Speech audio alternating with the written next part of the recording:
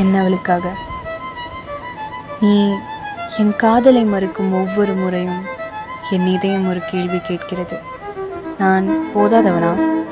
அல்லது உன் இதயம் ஏற்கனவே யாரையோ வைத்திருக்கிறதா? நீ அமைதியாக சிரிக்கிறாய், ஆனால் அந்த சிரிப்பின் பின்னால் என்ன ரகசியம் இருக்கிறது என என் மனம் பயந்து தேடுகிறது. நான் உன்னை வற்புறுத்தவில்லை, ஆனால் என் கனவுகளை மட்டும் கேள். சிறிய வீடு ஒன்று, மாலையில் நீ சாயும் என் தோள், நம் பெயரை கூப்பிடும் குழந்தையின் சிரிப்பு, அது எல்லாம் நீயோடு தான் என்று நம்பி கட்டிய உலகம். நீ ஒரு நாள் நான் யாரையும் காத்திருக்கிறேன் என்றால் நான் அமைதியாக விலகி நிற்பேன்.